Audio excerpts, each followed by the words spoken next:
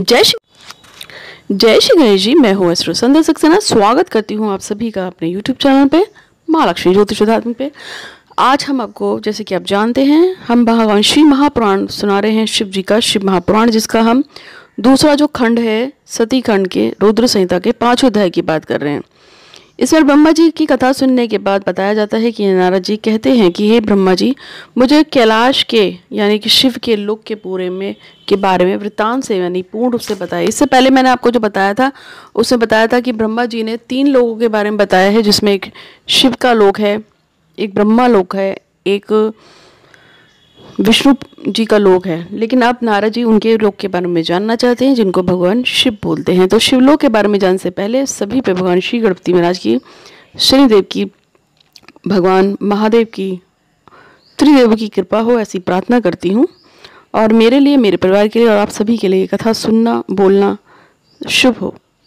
तो श्री ब्रह्मा जी की ये कथा सुनकर नारद जी ने नमस्कार करते हुए विनयपूर्वक पूछा कि हे ब्रह्मा जी, अब मुझे शिवलोक के वर्णन के बारे में बताएं कि वो क्या है। तो संसार में सब जानते हैं कि भगवान शिव कैलाश में रहते हैं। तो क्या शिवलोक को जाने वाला का जो रास्ता है, जो गेट है, वो कैलाश पर्वत ही है, या कैलाश पर्वत पे ही प्रभु रहते हैं और वही शिवलोक है? इसके बारे में वो अपनी जिज्ञासा जब रहते हैं तो नारद जी कहते हैं कि ठीक है, चलो मैं आपको इसका वृत्तांत सुनाता हूँ। तो ब्रह्मा जी जो है नारद जी को कहते हैं कि मुझे ये वृत्तांत सुनना है, और ब्रह्मा जी प्रसन्न होकर उनकी बड़ी प्रशंसा करते हैं और कहते हैं कि तुम बड़े सौभाग्यशाली हो कि तुम इस तरह के प्रश्न कर रहे हो और तुम भगवान शिव के बारे में जानना चाहते हो।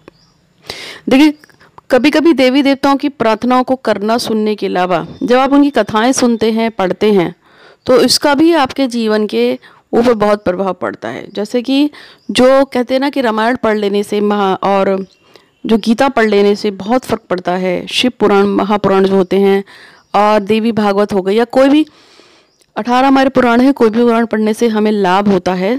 तो उससे क्या होता है, हमारे पूर्व जन्म के और इस जन्म के जो कष्ट होते हैं वो कट जाते हैं, पाप कट जाते हैं। हमारे पे किसी ने कुछ बुरा किया हो तो भी कट जाता है। तो उसीलिए वो कहते हैं कि तुम बड़े सौभाग्यशाली हो कि तुमने ये प्रश्न किया। इससे तुम्हारे अपने कार्मिक बंधन जो है कटते हैं, क्योंकि शिव का गुणगान करना ही बहुत बड़ी बात होती है।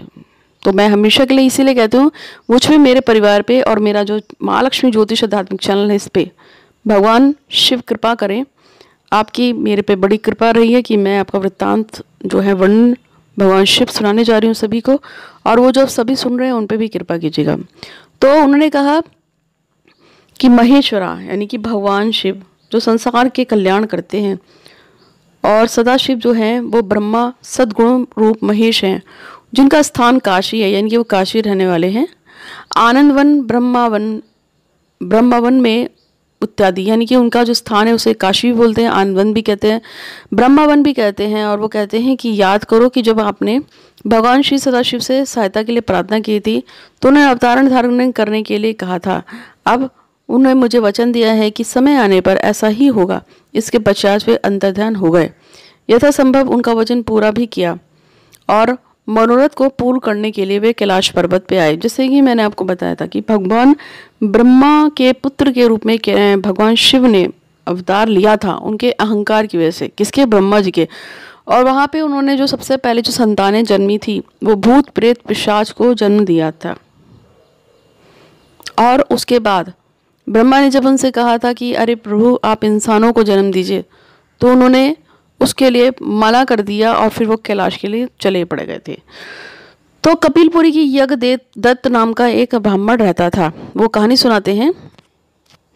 यज्ञदत्त विद्या में यज्ञदत्त नाम का एक ब्राह्मण जो कि कपिलपुरी में रहता था, वो सभी तरह की विद्याओं में पारंगत था, और उनका एक पुत्र हुआ जो बहुत ही गुणवान था और बहुत ही चतुर था। बालक का 8 वर्ष की आयु होने पर उन्हें बहुत सारी विद्याएं जो थी वो भी सीख ली थी, परंतु वह कुमार्ग में चलने लगा और अधर्म के नाम पे चलने लगा। जुआ, सट्टा और खेल कूद ये सब उल्टे सीधे काम करने लगा। लोगों की संपत्ति लूटने लगा। उसकी पत्नी जो थी उसको बहुत, उसकी माता, उसकी पत्नी सब उसको रोकती थी। खासतौर पर उसकी माता रोकती थी कि तुम गलत काम मत करो। लेकिन पुत्र चाहे कितना भी खराब हो, माता के लिए हमेशा वो पवित्र होता है, अच्छा है। क्योंकि कहते हैं कि माता कभी भी कुमाता नहीं होती है। तो अगले अध्याय में हम जानेंगे कि इसके आगे की कथा को। तो आज के लिए इतना ही है। अब मैं आपको आगे का जो अध्याय 6 है उसके बारे में बताऊंगी कि आगे की कथा का वृत्तांत सुनाती हूँ। अब हम अध्याय 6 के बारे में जानेंगे कि अध्याय 6 में यज्ञदत्त और उसके पुत्र का वर्णन किया गया है। यज्ञदत्त जो कि बहुत ही कुमार्गी था, लेकिन भगवान शिव की दया से उसने बहुत सारी विद्याएं दी थी। उसका एक पुत्र भी था। तो यज्ञदत्त जो है जब अपने घर में अपनी पत्नी से गुणनिधि के संबंध में पूछता है तो गुणनिधि कहाँ है, तो वह सदा झूठ बोल देती है और कह देती है कि घर से बाहर गया है। गुणनिधि कौन था? उसका पुत्र था। या तो कहीं स्नादि कर रहा है, कहीं देवता में मंदिर में बैठ के भगवान के कीर्तन पूजन कर रहा है। यज्ञदत्त अपने पुत्र के संबंध में इस प्रकार हमेशा अंधेरे में ही रहता था। असली भेद न जानते हुए भी उसने ग्रह सूत्र के अनुसार गुणनिधि का विवाह भी कर दिया। और विवाह हो जाने के पश्चात यज्ञदत्त की पत्नी सदा पुत्र को समझाती थी कि तुम्हारे पिता बड़े महात्मा हैं, अतएव उनके साथ ही बड़े भारी क्रोधी भी हैं। अतः तुम्हारे लिए ये जानना होगा कि इसके लिए तुम्हें दोनों ही रूपों में जो भी दंड होगा उसे भोगना भी पड़ेगा। यानी कि जो यज्ञव्रत था वो अपने पुत्र के साथ बहुत ही कम मिलता जुलता था, बहुत ही कम उसे जानता था।